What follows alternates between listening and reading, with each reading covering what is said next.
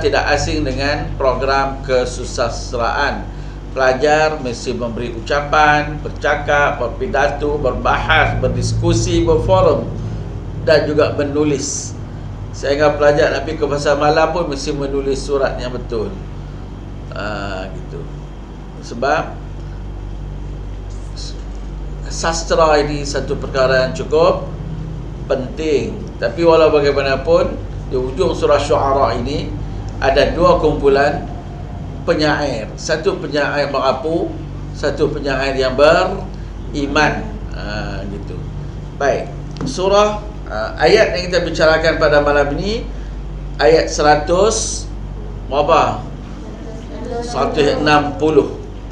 Ayat 160 surah Asy-Syu'ara, surah ke-26, juzuk 19, muka surat 374. Walaupun kita tahu cerita Nabi Lut ini dan kaumnya, tapi pada malam ini kita nak dengar sendiri, kita nak lihat sendiri daripada Quran apa yang Tuhan kita kata. Sebab tu saya ulangi sekali lagi, kadang-kadang bila kita kata Ustaz, kefahaman Quran sajakah di sekolah itu, di Ma'hadul Azhar? Jadi orang tidak faham. Bila dia tanya, sejarah tidak adakah? Geografi tidak adakah? Baik, cerita Nabi-Nabi ini sejarah atau tidak? Sejarah lah tu. Cuma bezanya dengan sejarah lain dikaji oleh manusia, ditulis oleh manusia. Sejarah dalam Quran ditulis dihasil karyakan oleh siapa? Allah. Oleh Allah yang maha mengetahui, maha gagah perkasa, maha bijaksana. Gitu. Baik, kalau cerita daripada Allah ni tak payahlah kita pertikaikan lagi, tak payahlah nak diragu-ragui lagi. Gitu. Baik. Kadzabat qaumul Lutin al-mursalin. Mendusta oleh kaum Lut akan para rasul. Sombong. Kaum Lut ni sombong. Kaum Lut dia mendusta para rasul. Seorang kah? Dua orang? Ramai. Al-mursalin jamak. Jadi banyak rasul. Datang rasul, mereka dusta. Rasul hak sebelum pun mereka dusta. Masa hidup mereka pun mereka tak percaya. Kita sebut mudah je, kaum Lut mendustai. Tuhan cerita mudahlah. Kaum Lut mendustai Nabi Lut dan juga para rasul. Tapi cara mereka tak setuju tu, cara mereka mendustai itu cukup ganas. Cukup sombong, cukup sengit, sampai Allah sendiri terpaksa menangani kes ini, terpaksa campur tangan kalau dalam bahasa sekarang ini. Gitu. Baik, kita tengok. Idh qala lahum akhuhum Lut. Ketika mana berkata kepada mereka saudara mereka. Sebab apa disebut saudara mereka? Duduk dalam masyarakat mereka, etnik yang sama, peribumi, bumi putera. Dia bumi putera mereka lah. Belajar, apa orang panggil, main bersama, semua itu. Baik. Cuma bezanya Nabi Lut kemudiannya dilantik menjadi Rasul.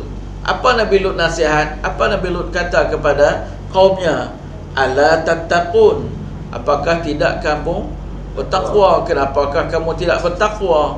Bertakwa kepada Allah artinya melakukan segala suruhan Allah dan meninggalkan segala larangannya. Itu bertakwa. Kalau melakukan suruhan Allah dan melakukan larangan Allah, ada juga manusia ada dua dia buat. Sembahyang pun dia, derma kat masjid pun dia, hak maksiat pun dia juga. Dia macam mana? Dia mesti satu lah. Bertakwa ialah melakukan suruhan Allah dan meninggalkan larangan Allah. Kita listkan, senaraikan apa suruhan Allah, kita cuba laksanakan sedaya mampu, dan kita senaraikan apa larangan Allah, kita tinggalkan totally. Kita tinggalkan Tak boleh lakukan, cuba-cuba nak lakukan, tak boleh. Baik.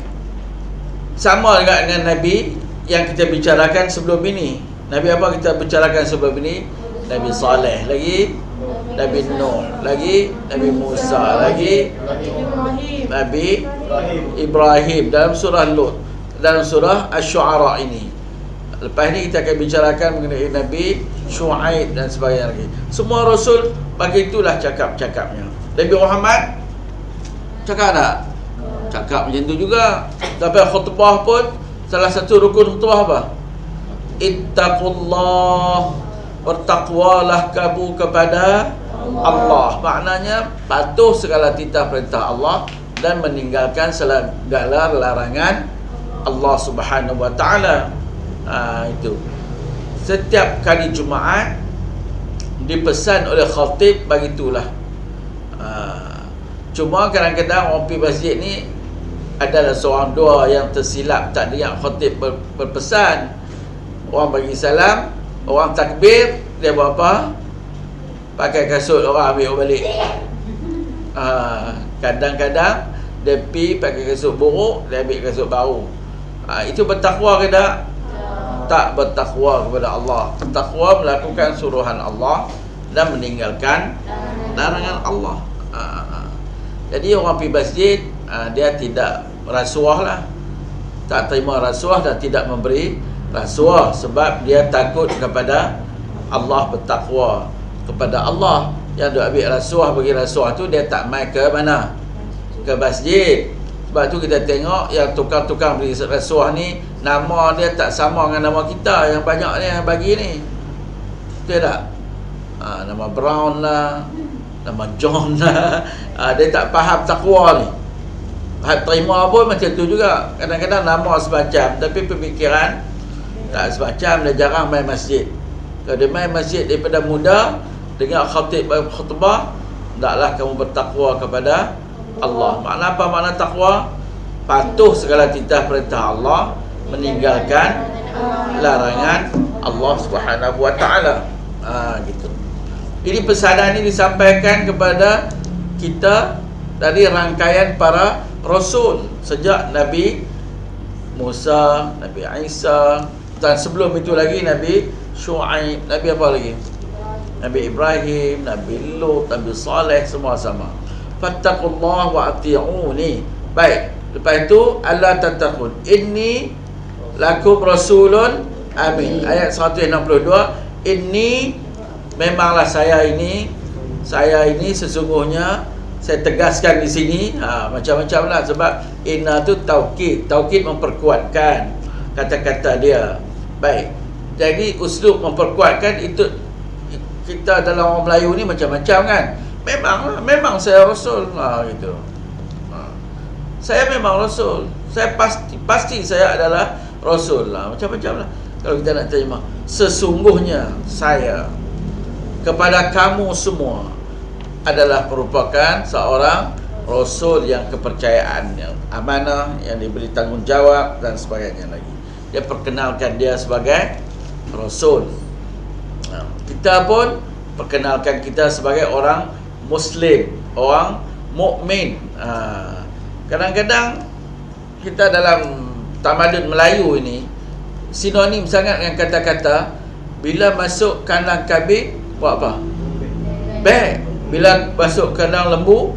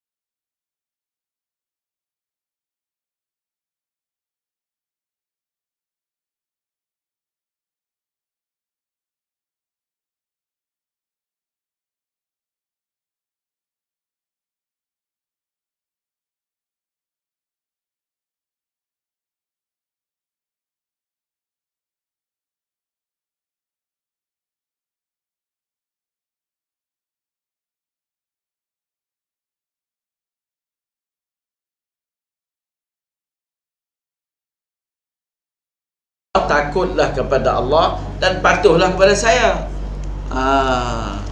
Patuhlah kepada siapa?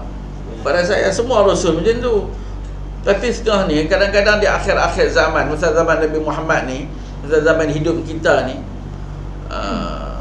dan peristiwa ini berlaku lebih kurang 300 tahun setelah kewafatan Nabi Muhammad, orang mendakwa ikut Quran saja, hadis tak payah. Kata. Kemudian pada abad 20 ni, tahun 1900 lepas, di tanah Melayu kita ini, di Malaysia ini juga heboh dengan hanya mau kepada Quran tapi tidak mau kepada Rasul. Jadi sebenarnya daripada dulu lagi ditegaskan oleh Nabi dulu, takwalah kepada Allah dan patuhlah kepada saya. Sebab titah perintah Allah melalui siapa?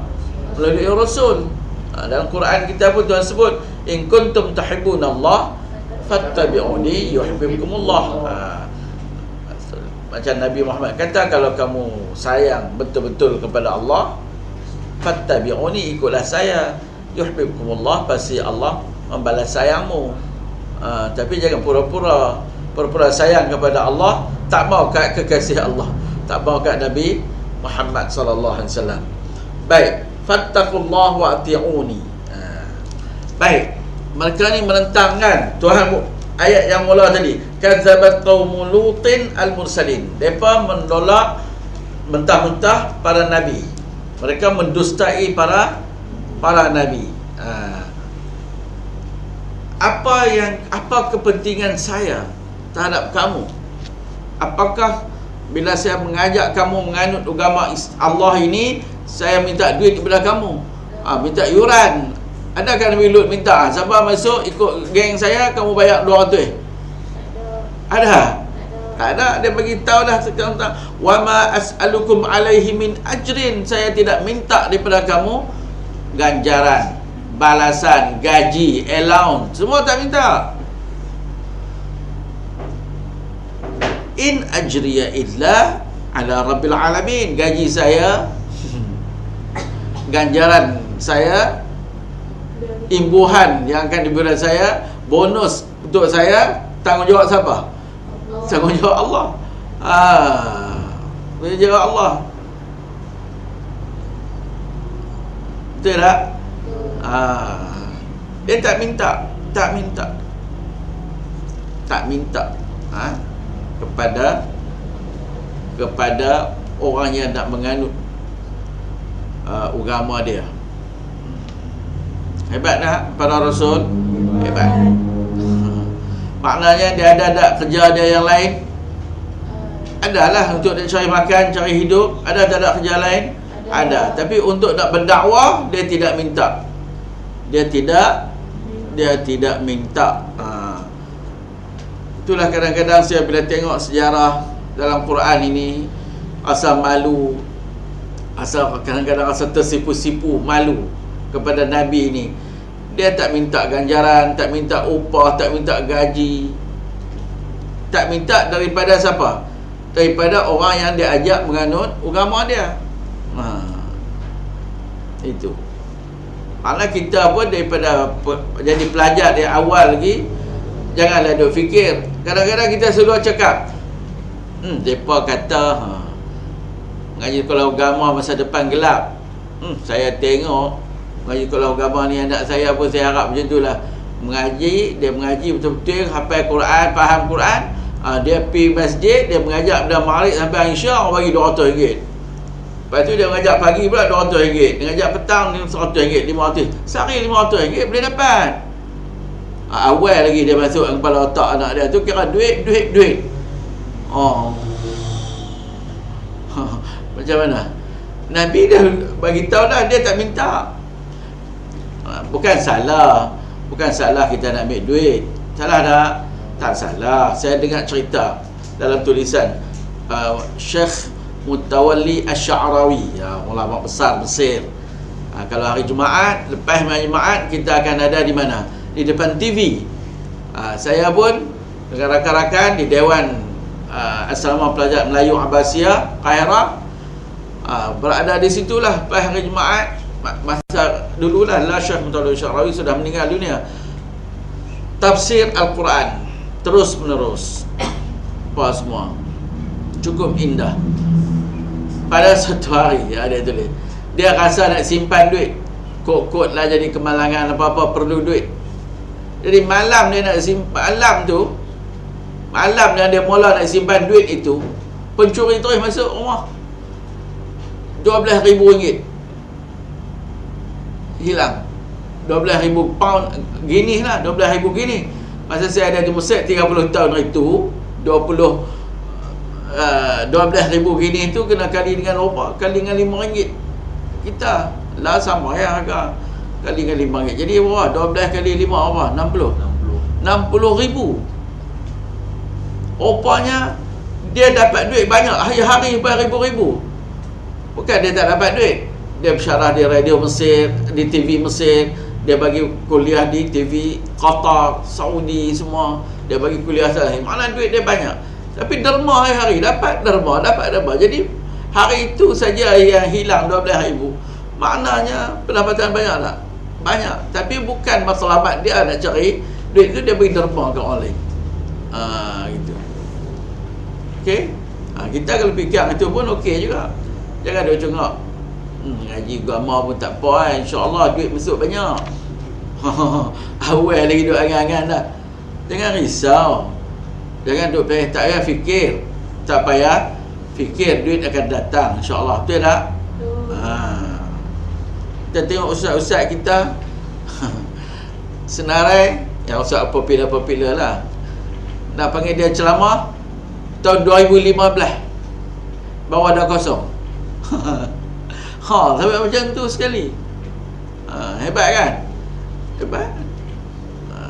Soal orang nak bagi duit, tak kisahlah. Tapi saya tengok bukan tiga orang nak bagi duit, sampai dia lah tak larat nak kahwin. Dah kahwin 2 dah. Lepas tu kawan tu berayu pula. Dia pun nak tolak pun tak sampai hati. Lagi tu dah jadinya. Baik. Dia bagi tahu jelas, saya tidak minta sekupang pun kat kamu. Bahasa Kedah.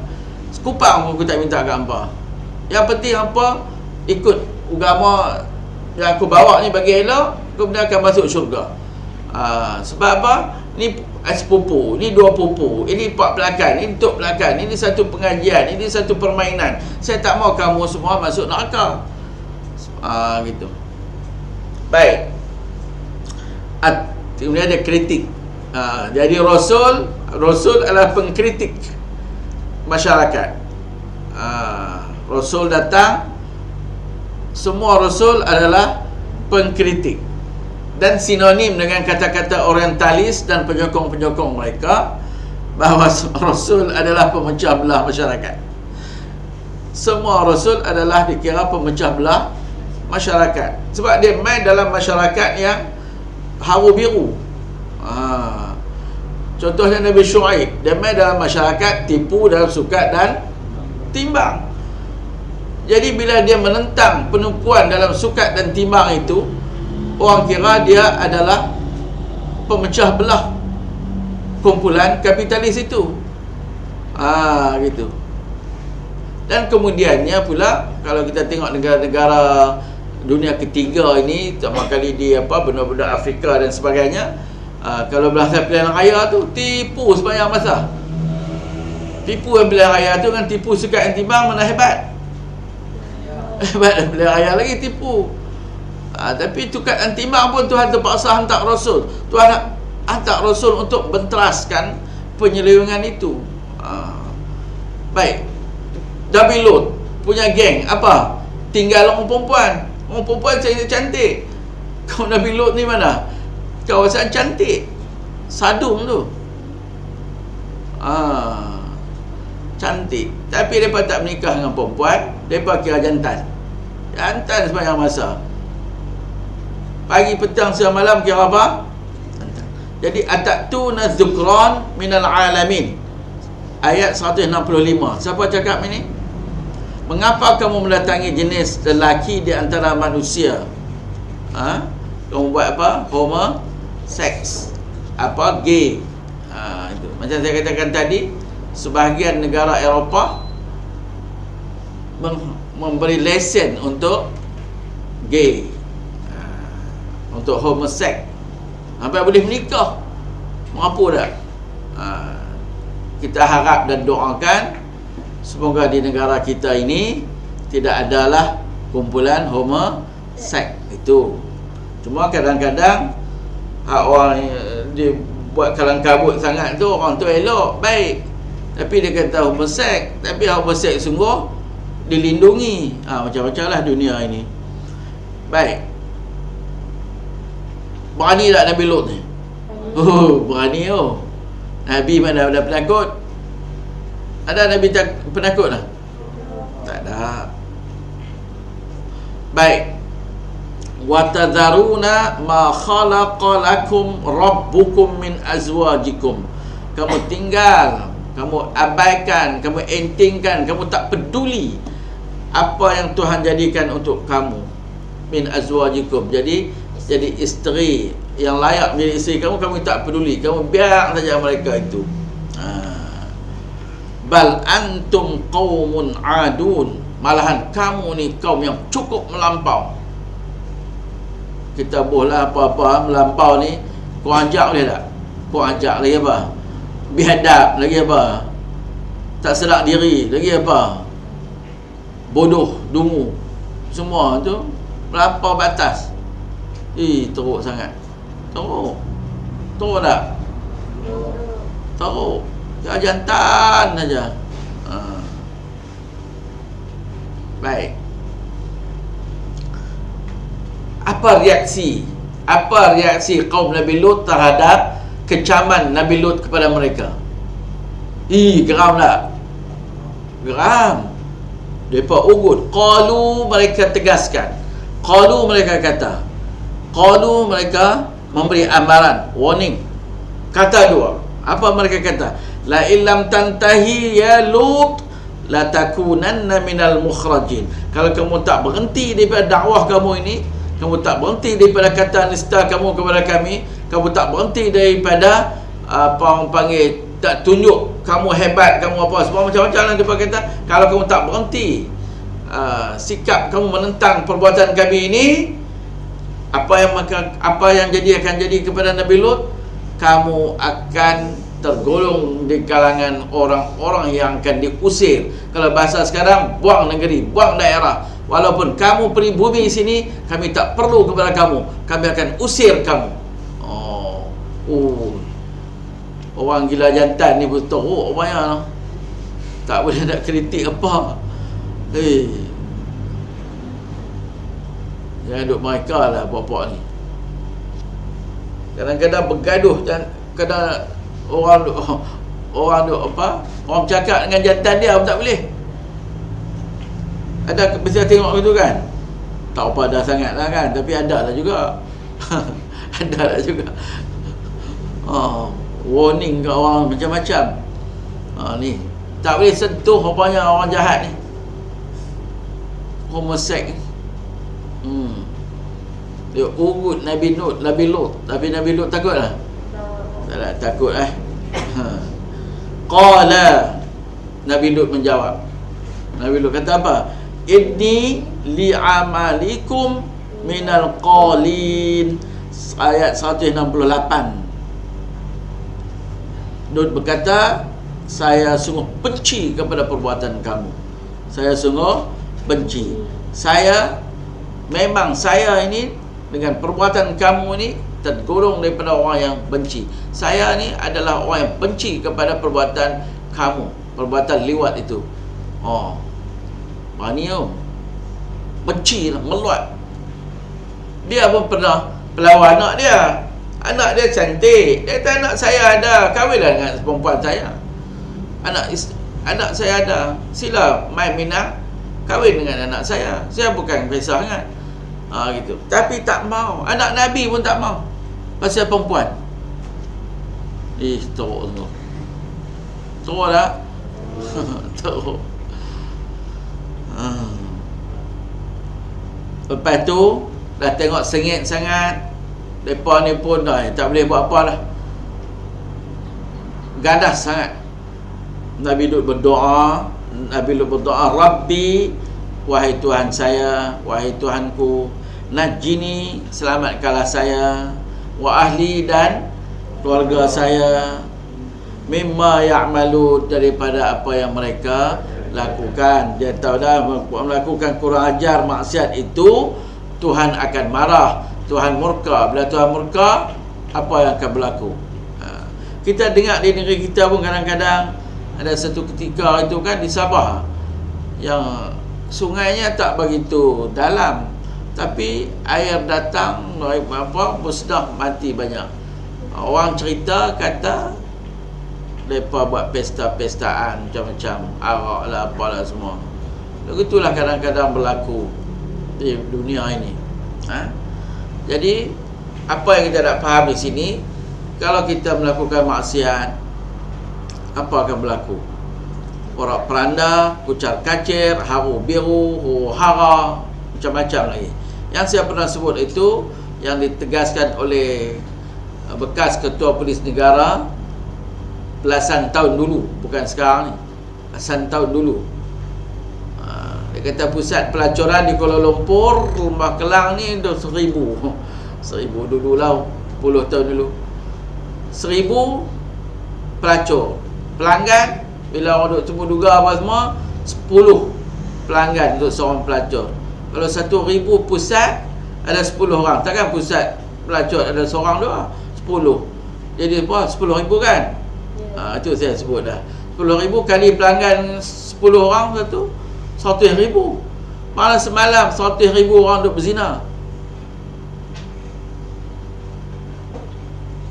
Jadi itulah masalah yang akan turun bala bencana apa semua macam-macam lagi.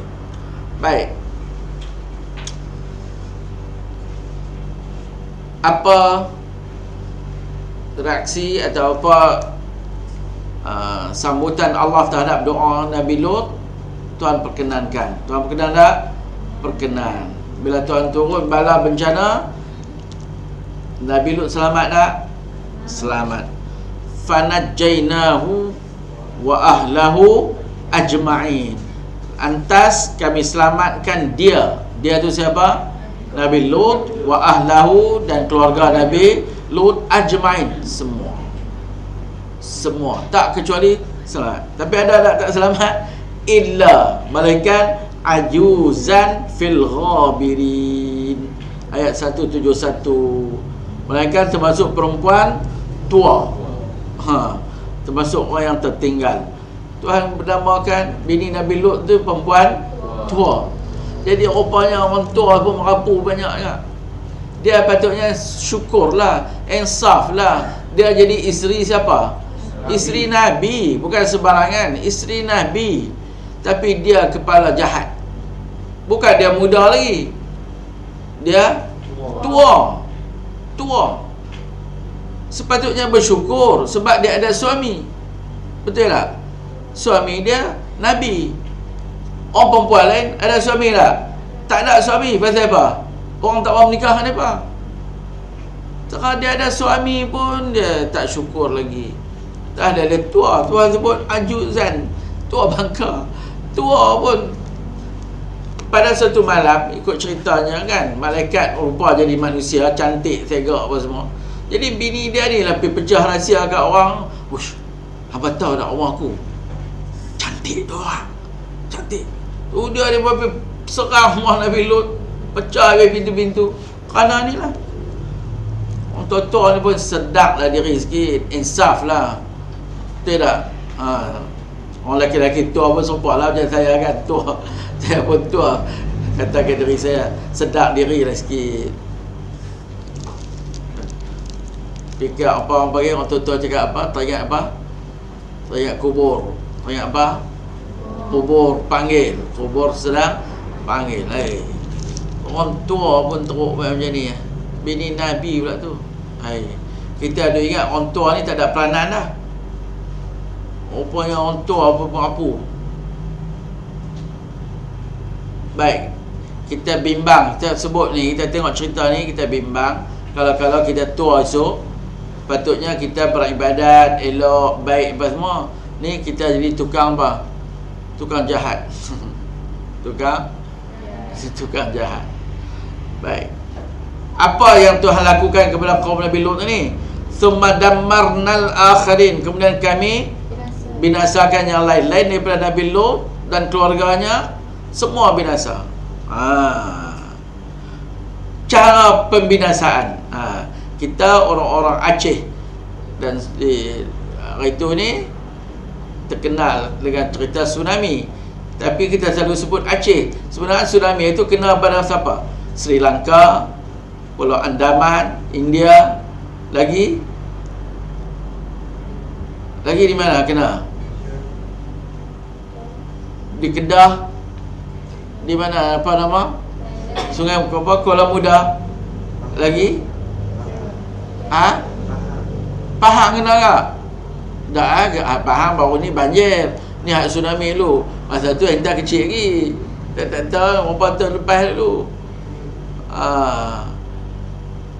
Derita kan. Jadi doktor-doktor kita yang pergi sana tu tengok dalam rongga-rongga ni semua masuk tanah. Dalam hati, jantung, limpa semua. Kalau dia mai angin kan. Jadi dia bawa kita tu kena ujung atap zinc. Putih sini. Kena pagar, tumbuh perut.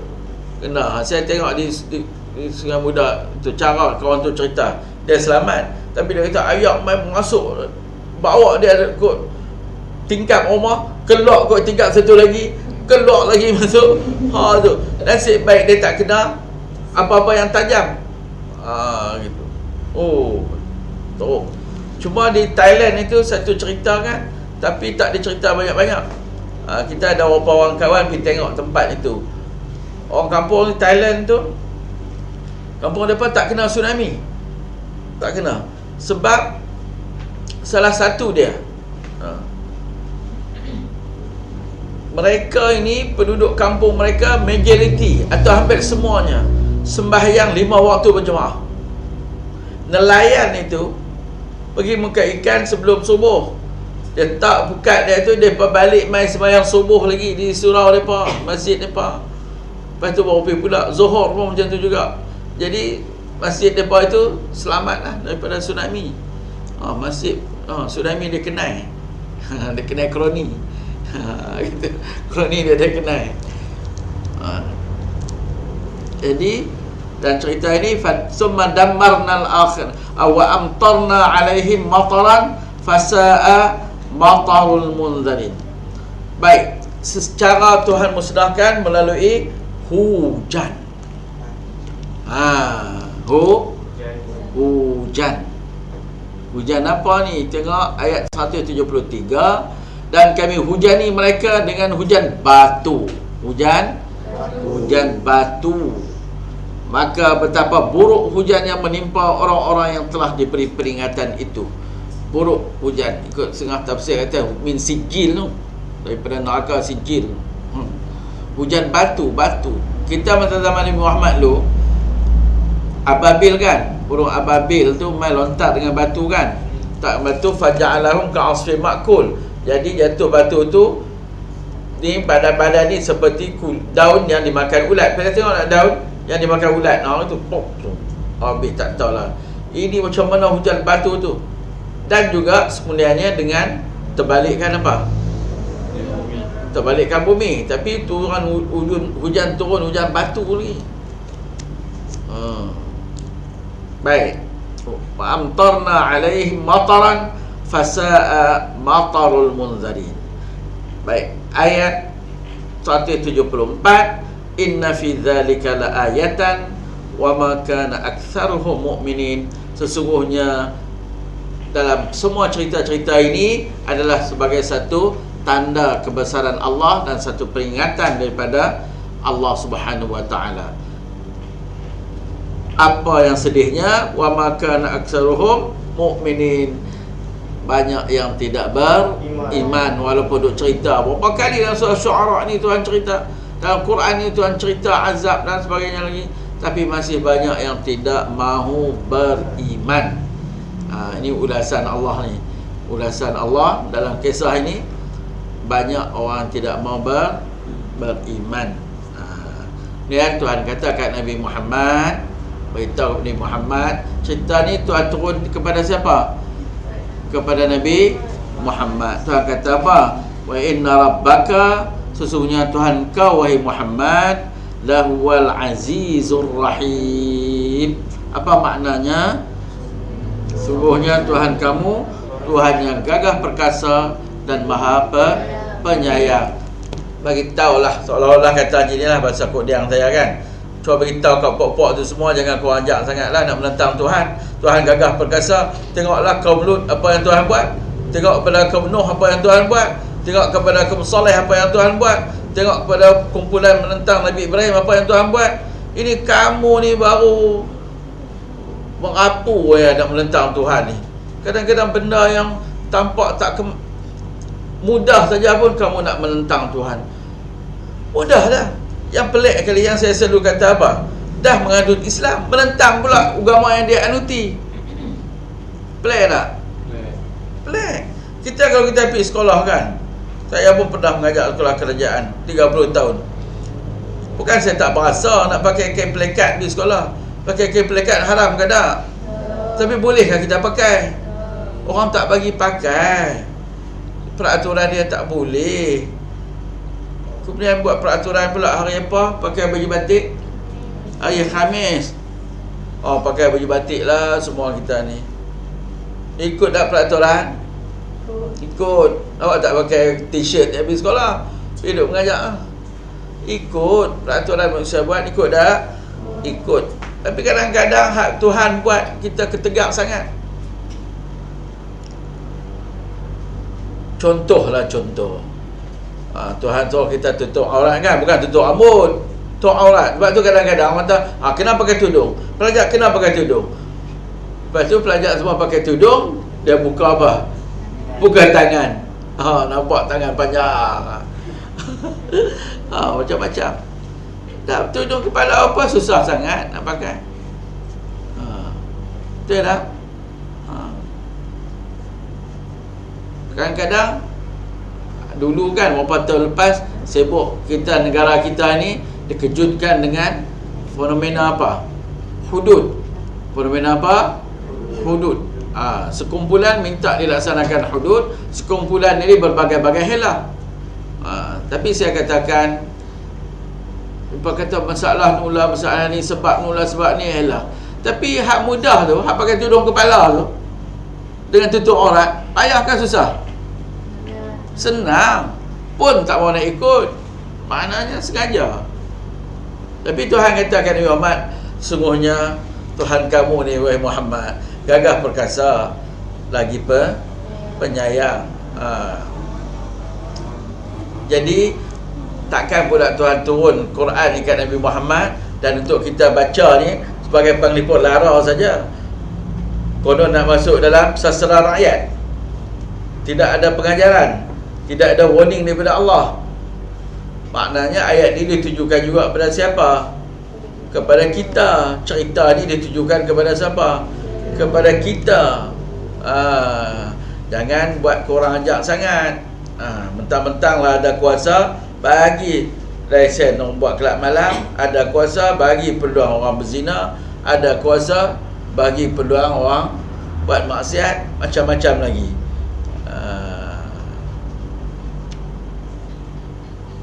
Boleh tak macam tu? Tak boleh. Sebab kita bukan lawan. Kita kadang-kadang kita merasa kita lawan dengan orang, tapi sebenarnya kita lawan dengan siapa? Dengan Allah. Misalnya seorang ajak main lah kita tutup aurat apa semua, dia duduk pasal dia lawan dengan kita. Tak. Hak tutup aurat ni siapa suruh? Allah. Sembahyang siapa suruh? Allah. Berkahwin taklah wajib, tapi syariat Islam kena kahwin. Okey. Poligami boleh tak? Boleh dalam Islam. Lagi apa lagi? Macam-macam lagi boleh kan. Tapi kita suka buat maksiat, kita suka berzina, kita suka liwat, kita suka apa semua. Jadi apa yang berlaku pada Nabi Lut, apa yang berlaku pada kaum Nabi Lut, Tuhan buat turun apa? Hujan batu yang bisa, dan juga tukang apa? Balikkan bumi, tahu tertimbun itu, mati. Kalau mati itu jadi hancur tulang belulang itu saja, tak apa juga, tapi akan hidup balik dah. Sebab tu orang kata apa tak takut lah, sebab apa esok dalam kubur apa duduk seorang-seorang. Betul kan kita duduk seorang-seorang kubur? Kita bersama siapa? Bersama amalan kita. Kita bersama amalan kita. Kena faham betul-betul. Bersama amalan kita. Baik, dengan itu kita haraplah Allah memberi taufik dan hidayah kepada kita. Allah menyuburkan iman dalam jiwa raga kita. Allah memberi kekuatan kepada kita untuk memahami teks ciptaannya, Al-Quran ciptaannya. Dan sering saya katakan kepada diri saya, alangkah malunya saya impi untuk masuk syurga Tuhan saya, tapi teks hasil karya Tuhan saya tidak baca, saya tidak mau fahami, saya tidak mau mengerti. Baik, itulah kita buat keputusan dalam jiwa dan hati nusantara kita untuk kita memahami Al-Quran. Dan sekarang dengan izin Allah, Allah beri ilham kepada manusia untuk mereka cipta wasilah atau cara penyebaran maklumat yang pantas. Jadi kita menghargai anugerah Allah ini. La in syakartum la azidannakum. Sekiranya kamu bersyukur, Tuhan akan tambah. Kita bersyukur dengan teknologi yang Tuhan anugerahkan kepada manusia ini. Jadi kita pancarkan, kita siarkan kefahaman pengajian kefahaman Al-Quran ini secara langsung agar dapat dituntuni oleh banyak pihak. Dan kita juga rasa kalau kita salah, banyak pihak yang akan memberi teguran kepada kita. Dan saya tegaskan, saya tidak mahir, saya tidak alim. Cuma kita cuba untuk membaca kitab Allah ini. Seperti mana yang saya selalu sebut, saya terpengaruh dengan Syekh Abdul Halim Mahmud, Rektor Universiti Azhar dulu. Dia kata, kenapakah kita tidak cuba baca dan study sekurang-kurangnya sekali seumur hidup apa yang Tuhan kita kata dalam Qurannya. Jadi atas dasar inilah kita ambil inisiatif ini. Dan hubungan dengan teknologi ini, dia harap pihak-pihak lain yang ada lebih wibawa, terutama pihak-pihak masjid yang seringkali menjemput tokoh-tokoh ilmuwan yang cukup hebat di masjid untuk mengajar atau memberi pandangan atau memberi hujah-hujah mereka. Alangkah indahnya kalau ulama-ulama dan tokoh besar ini diberi peluang kepada orang lain untuk menambah ilmu daripada mereka melalui siaran seperti mana disiarkan oleh pihak Husna TV ini.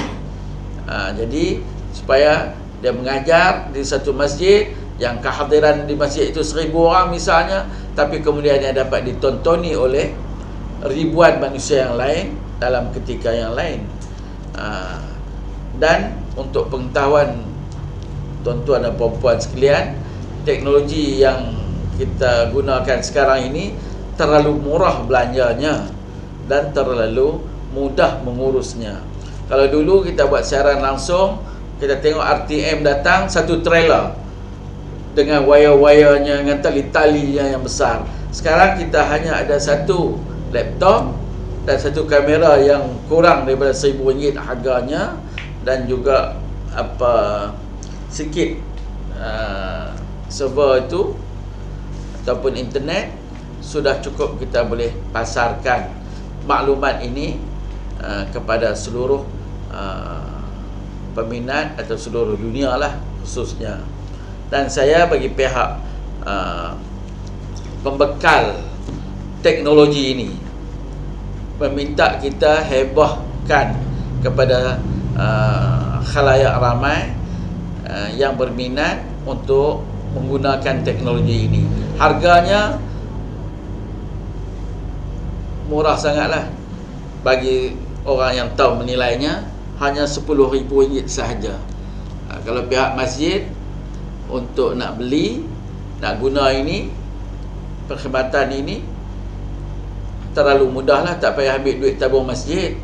Ijtihad saja hari Jumaat, ada orang nak bagi sumbangan, insya-Allah orang bagi sumbangan. Kita masa kita mula pakai teknologi ini, harganya mahal sikit. Tapi bila dia beritahu kepada 1-2 orang, seorang saja kata, saya ustaz akan biaya semuanya alat ini yang belasan ribu. Dia kata untuk ayah saya dan ibu saya yang telah meninggal dunia. Dengan pancaran kuliah tafsir Al-Quran ini, semoga ibu dan ayah saya mendapat pahala berpanjangan. Bagi itu, pada siapa yang berminat boleh juga hubungi Husna TV ataupun Ma'hadul Azhar. Talian dia 013 8 10 10 40. Gitu. Bukan kempen berniaga ni, tapi kempen bagaimana untuk kita sebarluaskan dengan pantas kefahaman Al-Quran atau apa saja program pendidikan Islam yang dianjurkan oleh mana-mana pihak. Gitu. Sekali lagi saya katakan, bila kita sebarkan ini, kalau kita salah dapat dituguri oleh orang yang berkemahiran. Tapi kalau saya mengajar di Ma'hadul Azhar ini, dalam Dewan Ma'hadul Azhar yang sempit ini, kalau salah tidak siapa yang boleh tegur. Gitu. Bukan kita nak bagi tahu kata kita pandai mengajar apa, tidak. Ini ada satu khidmat kita demi kepentingan bersama. Baik, hingga sini sahaja insya-Allah. Terima kasih kepada pihak Husna TV, pertama kali di bawah pimpinan Saudara Nazrin, juga Encik Basri, juga Ustazah Nur Ain, Pengetua Ma'hadul Azhar sendiri, dibantu oleh Nurul Husna dan Nur Izzati. Terima kasih kepada semua pihak. Assalamualaikum warahmatullahi wabarakatuh. Takbir. Allahu Akbar.